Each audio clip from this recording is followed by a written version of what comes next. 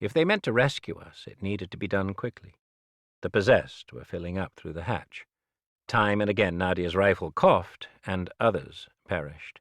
She was obviously skilled, but no lone rifle could hold back such a tide. My hopes began to waver as I saw bright flashes lighting up all along the underside of the near distance's hull. She was taking fire from the ground. "How long can she take that?" I shouted to Allie. "Forever. She's built to shrug off micrometeorites." Inevitably, Dana's rifle was overwhelmed. One of the possessed made it through and fell upon Allie.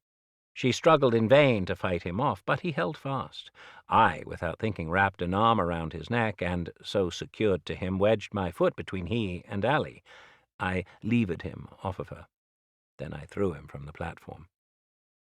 You know me, I think, to be a fairly ordinary man. This is so, I assure you. I make maps. Map-making is peaceful and serene.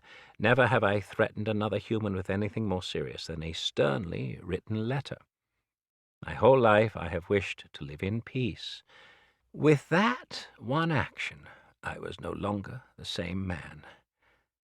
I fear that a good part of me has gone away. At the time it happened, I gave it little thought. I only wished to remain alive. Nadia managed to hold the tide back for only a minute or so longer. That was, as it happened, time enough. Ropes fell from the sky.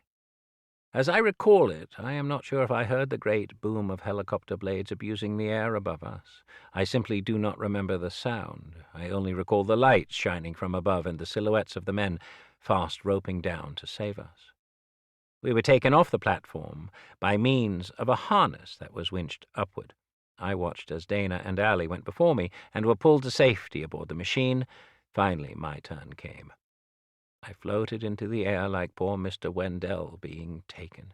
My arms fell outward and my body dangled like a rag doll. The light from above was so bright. Then I was safely aboard. Allie and Dana sat on extended seats in the cabin. I joined them. As soon as I was buckled in, the pilot flew away. The near distance was already gone. As the aircraft turned, I looked down at the platform. I had no expression on my face as I examined it and thought of the carnage being crafted inside.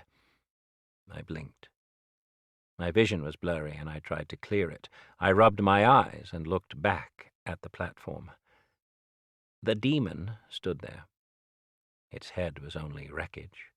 It was waving its arm in a gesture of farewell.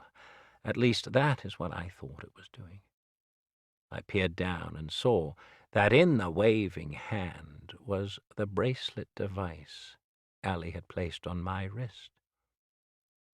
Before I could turn to her and speak, I saw Allie's wrist light up. She looked down. I saw her swallow and look over at me. She extended her arm so that I could see what was written on the display. It was a single line of text. I cast thee out.